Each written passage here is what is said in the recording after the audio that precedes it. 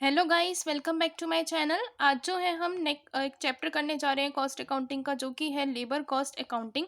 Labour cost accounting में क्या होता है कि हम ये देखते हैं कि लेबर किस तरह से कितना कंट्रीब्यूशन जो है प्रोडक्शन में कर रहा है, और ये जो है इसको किस तरह से हम लेबर की कॉस्ट को कंट्रोल कर सकते हैं, किस तरह से उसको मेजर कर सकते हैं और किस तरह से उसको एनालाइज कर सकते हैं।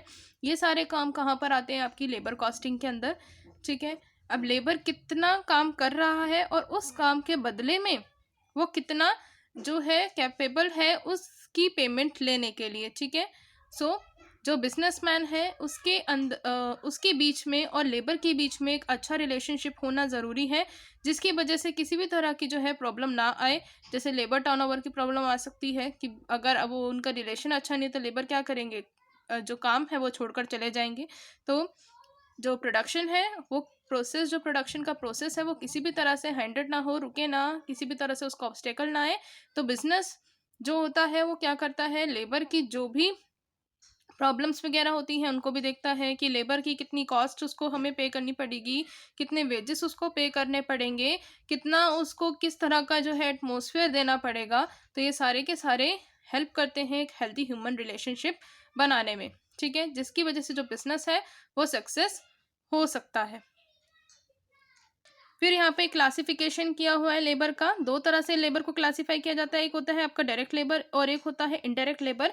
डायरेक्ट लेबर वो लेबर होता है जिसका आप जो प्रोडक्शन में जितना वो हेल्प कर रहा है या जितना वो मैन्युफैक्चर कर रहा है किसी भी एक प्रोडक्ट को या पर्टिकुलर यूनिट को, उसका चार्ज आप डायरेक्टली बता सकते हैं, हाँ इस वाले डिपार्टमेंट पर आया है या इस वाले कॉस्ट सेंटर या कॉस्ट यूनिट पर आया है। जैसे अगर हम एग्जाम्पल में बात करें तो जो वेजेस हैं, अगर लेबर को आप पे कर रहे हैं उसके काम के लिए, प्लांट एंड मशीनरी पर उसने जो है काम किया है तो आप उनको वेजेस पे कर रहे हैं, तो आप बता सकते हैं आप प्लांट एंड मशीनरी पर इसको वेजेस पे किए हैं। आपने एक डिपार्टमेंट या एक पर्टिकुलर जो प्रोडक्ट नेम है या पर्टिकुलर वो पार्ट जहाँ पर उसने काम किया है आप डायरेक्टली वहाँ पर बता सकते हो। ठीक है, आपने ये बोला कि वेजेस पे किए जा रहे हैं उस वर्कर को जो कि डायरेक्टली एम्प्लॉयड है प्रोडक्शन ऑफ क्लोथ में। ठीक है, क्लोथ की प्रोडक्शन में था।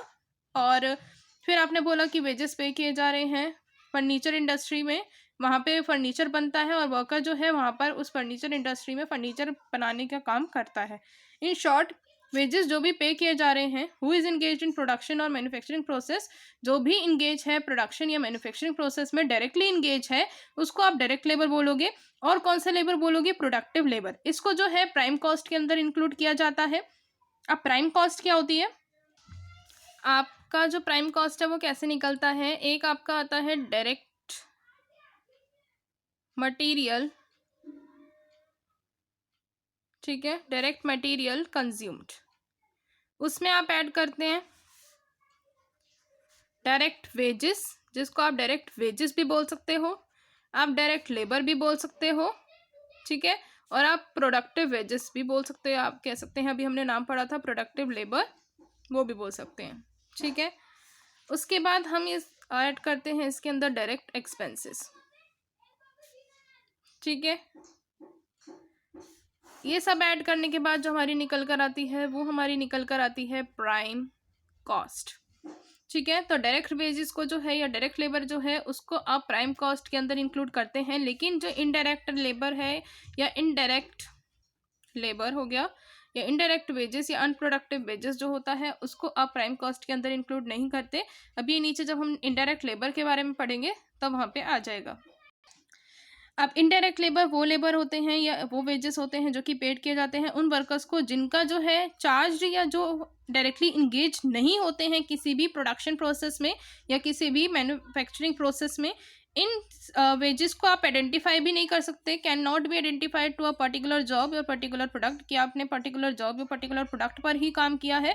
जैसे आपके जो टेक्निकल इश्यूज हो जाते हैं आपकी मशीनरीज वगैरह में, प्लांट वगैरह में, तो जो उनको ठीक करने के लिए आते हैं अब वो उस सारी मशीन्स को देखेंगे जो कि हर एक डिपार्टमेंट में होगी। ठीक है, कहीं भी प्रॉब्लम आ रही है लेकिन आप ये नहीं बता सकते कि ये जो है बेच आप किसको दे रहे हैं, मीन्स किस डिपार्टमेंट से रिलेटेड है या किस प्रोडक्शन प्रोसेस से रिलेटेड है, किस प्रोडक्ट से रिलेटेड है, किसी पर्टिकुलर जॉब को आप आइडेंटिफाई यहाँ पर नहीं कर पाते हैं। ठीक है, ये रिलेटेड होती है टेक्निकल। यहाँ जनरल मैनेजमेंट आएगा and control of the production unit. Indirect labour जो है can may be explained as loading and unloading charges, जैसे लोडिंग के चार्जेस हो गए, अनलोडिंग के चार्जेस हो गए, ये सारे हो गए। सैलरी ऑफ फॉरमैन, फॉरमैन की सैलरी आप दे रहे हैं, मैकेनिक की सैलरी दे रहे हैं, गार्ड को सैलरी पे कर रहे हैं। अब गार्ड क्या प्रोडक्शन प्रोसेस में डायरेक्टली इंक्लूड है? नहीं है ना।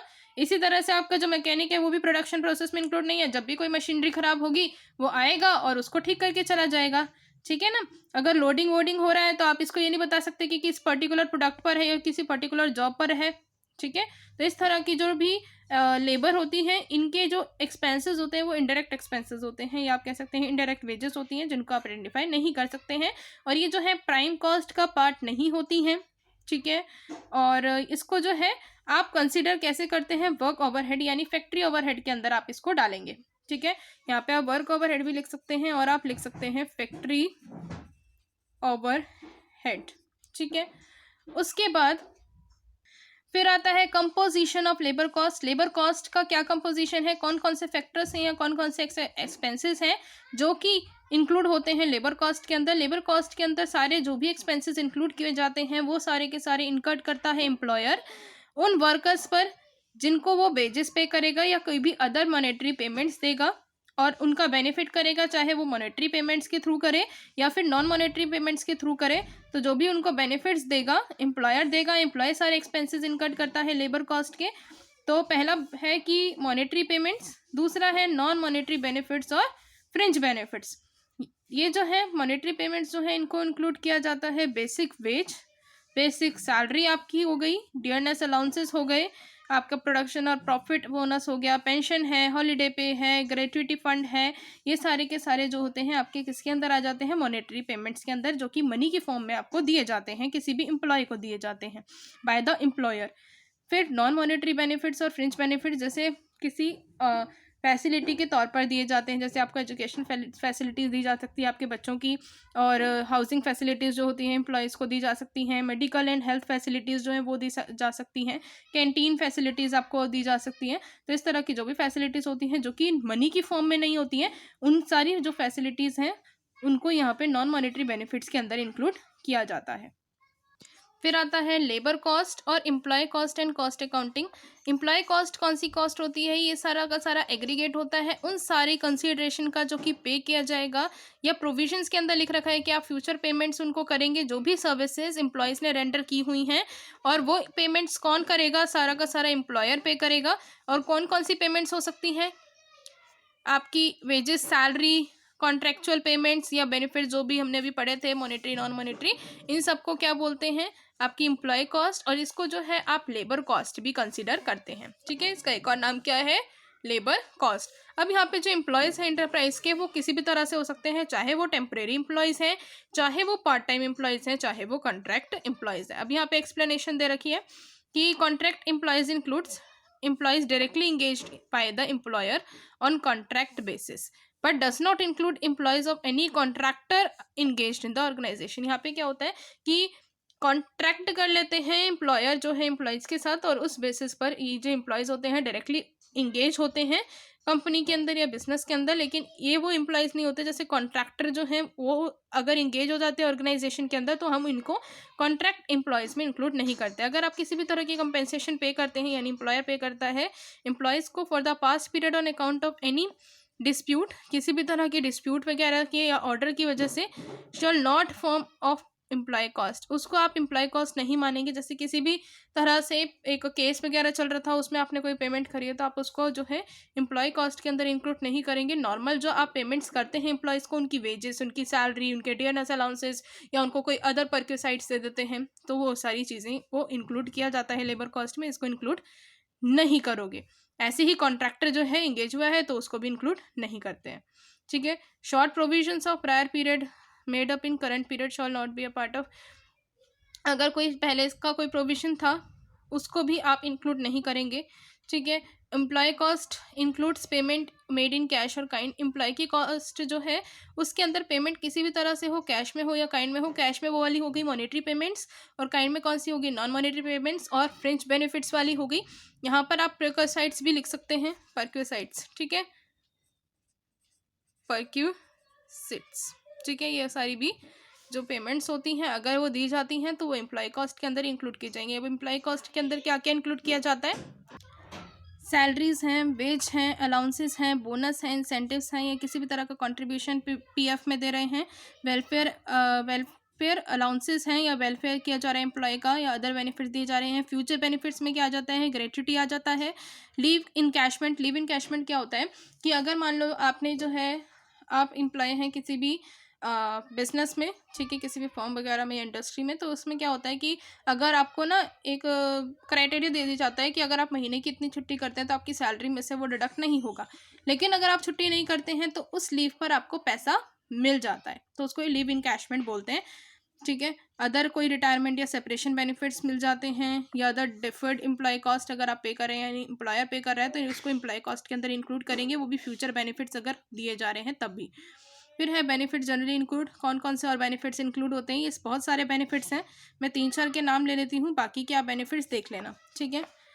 कौन कौन से हैं? पेड एम्प्लॉयज़ हैं, लीव विद पे है, स्टैच्यूटरी प्रोविजंस हैं, मेडिकल बेनिफिट्स हैं जो कि एम्प्लॉयज़ को दिए जाते हैं उनके डिपेंडेंट्स को। डिपेंडेंट्स का मतलब होता है कि उसके कोई फैमिली मेम्बर को या जो कि उनके ऊपर मेनली डिपेंडेंट है, ठीक है। फ्री और सब्सिडाइज फूड दिया जाता है, फ्री बिल्कुल फ्री दे देंगे या फिर सब्सिडी लगाकर फूड दे देंगे। इसी तरह से सब्सिडी वाले हाउस दे सकते हैं, एजुकेशन दे सकते हैं सब्सिडी या फ्री कैंटीन और की फैसिलिटी, क्रेचेस की फैसिलिटी या रिक्रिएशन की फैसिलिटी मिल सकती है, कन्वीनियंस की फ्री और सब्सिडाइज फैसिलिटी मिल सकती है, ठीक है। ये सारी फैसिलिटीज़ होती हैं। उसके बाद है difference between material cost and labour cost. क्या डिफरेंस होता है? While material is an object, labour is a subject. Material क्या है? एक ऑब्जेक्ट है, लेकिन लेबर क्या है? एक सब्जेक्ट है। मटेरियल को जो है आप किसी प्रोसेस और ऑपरेशन से ट्रांसफ़र करते हैं, और वो ट्रांसफ़र कौन करता है? लेबर। ये अपने आप खुद ट्रांसफ़र नहीं होते, कौन करता है? लेबर करता है। और लेबर एक ह्यूमन और प्रोसेस्ड और psychic, rational and emotional attribute है, जिसकी वजह से मटेरियल कभी भी प्रोसेस नहीं हो सकता, यानी अपने आप प्रोसेस नहीं हो सकता, अपने आप उसका प्रोसेस नहीं हो सकता जब तक लेबर नहीं होगा, तो उसका प्रोसेस नहीं होगा। ऐसे ही मटेरियल को जो है स्टोर किया जा सकता है फ्यूचर के यूज़ के लिए, और उसका स्टॉक बनाया जा सकता है, लेकिन आप जो है लेबर को days labour has been used for properly on the same day, otherwise the idle time is a loss to the concern. अब क्या होता है कि यहाँ पर तो आप क्या कर सकते हैं, जब भी आपको निकालना होता है मटेरियल निकाल लेते हैं, लेकिन ऐसा लेबर के साथ नहीं होता। लेबर को आप जो है एक तरह जगह पर स्टॉक की तरह नहीं रख सकते हैं, उनका प्रॉपरली जो है यूज़ करना होता है। अगर आप उनका प्रॉपरली यूज़ नहीं कर पाते हैं तो आइडल टाइम जो है, उनका जो भी आइडल टाइम होगा वो जो है जो भी कंसर्न है या जो फर्म्स वगैरह हैं उनको लॉस में ले जाएगा। अब आइडियल टाइम क्या होता है? आइडल टाइम का मतलब होता है कि जैसे एम्प्लॉय है, ठीक है, वो फैक्ट्री के गेट पर आया और फैक्ट्री के गेट से लेकर अंदर काम के टाइम तक जाने के लिए, जहाँ पर उसको काम करना है उस डिपार्टमेंट तक के जाने के लिए जो भी वो टाइम को यूज़ करता है, उसको आप कौन सा टाइम बोलेंगे? Ideal time. कि वो खाली टाइम था और वहाँ तक आने में कौन सा उसने जो भी टाइम पीरियड यूज़ किया है उसको हम आइडियल टाइम कहेंगे, ठीक है। Where overheads are absorbed on the basis of direct labour cost, any wastage of labor time and effort may affect the cost of production unwarrantedly and adversely। अगर किसी भी तरह के ओवरहेड आते हैं और उसको आप एब्जॉर्ब कर लेते हैं, और अगर वेस्टेज हो रहा है लेबर का, तो ये जो है ज़्यादा से ज़्यादा इफेक्ट डालेगा कॉस्ट ऑफ प्रोडक्शन पर भी और कंसर्न पर भी, ठीक है। इसलिए एफिशिएंसी ऑफ लेबर बहुत ज़्यादा इंपॉर्टेंट फैक्टर होता है, और इसका जो ये इंपॉर्टेंट होता है वो इसलिए होता है क्योंकि मटेरियल को भी यूज़ कराता है, मटेरियल को भी जो है प्रोसेस जो है उस प्रोसेस को कंप्लीट करता है, मटेरियल को कन्वर्ट करने के प्रोसेस को। तो ये जो है बिजनेस का सबसे इम्पॉर्टेंट फैक्टर होता है, और यही जो है बिजनेस को सक्सेसफुल बनवाता है, ठीक है। फिर हमारे पास आता है लेबर कॉस्ट कंट्रोल करने का क्या प्रोसीजर होता है। तो प्रोसीजर जो है, सबसे पहले हमारे पास मैनेजरियल प्रोसीजर आता है कि हम मैनेजमेंट को कैसे कंट्रोल करें। तो production planning, production should be so plan as to have the maximum and rational utilisation of labour, कि जिसकी वजह से अगर आप प्रोडक्शन को पहले से ही प्लान करके चलेंगे तो क्या होगा, जो मैक्सिमम है और रैशनल यूटिलाइजेशन होगा उन लेबर का। और जो product and process engineering, programming, routing, ये आपने सब कुछ प्लान करके चलना है कि कौन सा प्रोडक्ट आप बनाएंगे, किस प्रोसेस से बनाएंगे, क्या प्रोग्राम को यूज़ करेंगे, किस रूट और डायरेक्शन को यूज़ करेंगे। उस प्रोडक्शन प्लानिंग के अंदर ये सारा का सारा आपने डिसाइड करना है, कि जिसकी वजह से जो आपका प्रोडक्शन है वो भी अच्छा हो और मैक्सिमम यूटिलाइजेशन हो सके लेबर का, ठीक है। लेबर की कॉस्ट को कंट्रोल किया जा सके, यानी ऐसा ना हो कि लेबर का यूटिलाइजेशन भी ना हो और आपके प्रोडक्शन का प्रोसेस भी ठीक से ना चले। तो लेबर कॉस्ट कंट्रोल का सबसे इंपॉर्टेंट फंक्शन होता है प्रोडक्शन प्लानिंग। फिर है सेटिंग अप स्टैंडर्ड्स। फिर आपने क्या करना है, जो है स्टैंडर्ड को सेटअप करना है with the help of work time motion study. Standards को सेटअप किया जाता है कि किस प्रोडक्शन प्रोसेस को आप अगर यूज़ कर रहे हैं तो आप स्टैंडर्ड दे देंगे। अब स्टैंडर्ड देने का मतलब क्या है, जैसे कि मान लो एक लेबर है, ठीक है, लेबर हैं, अब उनको जो है क्लॉथ मैन्युफैक्चर करने का टास्क दिया हुआ है और उनको कहा है आपने जो है 100 यूनिट्स को प्रोड्यूस करना है इतने घंटे में या 3 दिन के अंदर मान लो प्रोड्यूस करना है। अगर वो 3 दिन के अंदर प्रोड्यूस कर देते हैं तो आपकी लेबर कॉस्ट ढंग से कंट्रोल हो सकती है। लेकिन अगर वो इसको बहुत ज़्यादा टाइम लगा देंगे, 4 दिन लगा दिए उन्होंने, 5 दिन लगा दिए, तो इससे क्या होगा कि आपकी लेबर कॉस्ट कहीं ना कहीं बढ़ सकती है। तो आपने क्या करना है, सबसे पहले अपने स्टैंडर्ड को क्या करना है, सेटअप करना है कि कितने दिन तक वो काम हो जाएगा। मान लो आपने बोला कि 3 दिन तक काम हो जाना चाहिए, 100 यूनिट्स जो हैं लेबर को आपने बोला कि प्रोड्यूस करनी ही करनी है, लेकिन एक्चुअल में फिर जो भी आपका रीज़न आएगा या एक्चुअल जो प्रोडक्शन आएगा, ठीक है, तो उसमें क्या करेंगे आप देखेंगे कि लेबर ने कितने दिन लगाए। अगर 4 दिन लगाए हैं या 5 दिन लगाए हैं तो उन्होंने क्यों लगाए हैं उसको भी चेकआउट किया जाता है। जो भी वेरिएशंस आती हैं उनको चेकआउट किया जाएगा और उन वेरिएशंस को करेक्ट करने के लिए एक्शन लिया जाएगा कि जिसकी वजह से जो है लेबर कॉस्ट जो है वो कम आए। मेनली यहाँ कम आने का मतलब है कि कहीं ना कहीं हद तक उनको कंट्रोल किया जा सके, क्योंकि अगर एक मटेरियल है, मटेरियल के बाद एक लेबर कॉस्ट ऐसी होती है जो कि कंट्रोल करना बहुत ज़्यादा ज़रूरी होता है। अगर उनको कंट्रोल नहीं किया जाएगा तो कॉस्ट ऑफ प्रोडक्शन जो है वो बढ़ जाएगा। फिर है use of labour budgets. Labour budget को प्रिपेयर किया जाता है, किस बेसिस पर प्रिपेयर किया जाता है, प्रोडक्शन बजट के बेसिस पर, ठीक है। Number of type of labours जो है जो भी नीडेड है प्रोडक्शन के लिए along with the cost of labour, इस लेबर बजट में ये डाला जाता है कि कितने नंबर हैं, कितने टाइप ऑफ एम्प्लॉयज़ हैं जो कि प्रोडक्शन में ज़रूरी हैं, और उनके साथ उनकी कॉस्ट को लिख दिया जाता है कि इनको कितना कितना मिलेगा तो कितना कॉस्ट होगा। तो ये जो बजट प्लान है ये प्रिपेयर किया जाता है लेबर कॉस्ट को चेकआउट करने के लिए, और ये बेस्ड होता है पास्ट डाटा के ऊपर और कंसीडर किया जाता है फ्यूचर प्रोस्पेक्टिव में। क्या मतलब है कि पास्ट से रिलेटेड होता है कि हमारे पास पास्ट में कितने एम्प्लॉयज़ थे, हम उनको कितना पेमेंट कर रहे थे, अब आगे फ्यूचर में हम उसको कितना पेमेंट कर सकते हैं। तो ये पहले से ही एक बजट प्रिपेयर कर लिया जाता है, फिर एक्चुअल बजट जो भी होता है वो बाद में पता चल जाता है कि हाँ एक्चुअली पेमेंट कितनी हुई थी, ठीक है। लेकिन पहले से ये एक ऐसी चीज़ें हैं जो कि पहले से ही हम प्रोडक्शन की प्लानिंग करी है, इसी तरह से हम स्टैंडर्ड्स को प्लान करेंगे, बजट्स को प्लान करेंगे, सारी प्लानिंग्स करेंगे, ठीक है। फिर हमने क्या करना है, स्टडी करनी है इफेक्टिवनेस ऑफ वेज पॉलिसी, कि वेज पॉलिसी कितनी इफेक्टिव है। How far the remuneration paid on the basis of incentive plans matches with the increased production is a point for study and control of cost. क्या बोला है कि अगर जो भी आप रेमुनरेशन पे कर रहे हैं, किस बेसिस पर पे कर रहे हैं, जो भी आपने इंसेंटिव्स प्लान वगैरह बनाए हैं, क्या वो मैच कर रही है कि उन्होंने कितना प्रोडक्शन इंक्रीज हुआ है तो कितना मैच कर रही है। अगर मान लो कि आप जो है रेमुनरेशन उनको इंसेंटिव प्लान्स के थ्रू पे कर रहे हैं, रेमुनरेशन पे कर रहे हैं इंसेंटिव प्लान्स के थ्रू, ठीक है, लेकिन अब उन्होंने क्या किया, उन्होंने बहुत ज़्यादा एफिशिएंसी से काम किया है जिसकी वजह से जो है प्रोडक्शन में इंक्रीजमेंट आई है, ठीक है, प्रोडक्शन इंक्रीज हुआ। तो अब आपने ये देखना है कि क्या हम उनको उस प्रोडक्शन इंक्रीज के हिसाब से पेमेंट दें या फिर उसके हिसाब से पेमेंट दें जो कि आपने प्लानिंग की है। वो प्लानिंग अच्छी है तो आप उतनी पेमेंट करेंगे, अगर उन्होंने प्रोडक्शन इंक्रीज किया है तो उतनी पेमेंट करेंगे। तो ये भी आपने यहाँ पर स्टडी करना होगा कि आपने पेमेंट किस हिसाब से करनी है कि जिसकी वजह से जो आपकी लेबर कॉस्ट है वो कंट्रोल में भी रहे, ठीक है। आपने प्लानिंग कर रखी थी लेकिन आप क्या कर रहे हैं, उस प्लानिंग के अकॉर्डिंग आपने देखा है, ठीक है। अगर वो प्रोडक्शन इंक्रीज हो रही है तो उस प्लान के अकॉर्डिंग दे देंगे, लेकिन अगर प्रोडक्शन कम है, उन्होंने प्रोडक्शन ही कम किया है, डिक्रीज हुई है प्रोडक्शन आपकी, तो आप क्या करेंगे, उनको पेमेंट कम देंगे, लेस पेमेंट करेंगे, ठीक है। उस प्लान के अकॉर्डिंग लेस पेमेंट करेंगे, लेकिन जो भी प्रोविजंस गवर्नमेंट ने निकाले हैं उस प्रोविजन को ध्यान में रखना होगा, ठीक है। फिर यहाँ पर जो है लेबर परफॉर्मेंस रिपोर्ट बनाई जाती है कि लेबर कितना एक्चुअली में उन्होंने यूटिलाइज़ किया और लेबर की एफिशिएंसी क्या है। इन सबको जो है एक प्रॉडिकली पीरियड वाइज क्या किया जाता है, रिसीव किया जाता है, रिकॉर्ड किया जाता है, उनकी रिपोर्ट पूरी बनाई जाती है।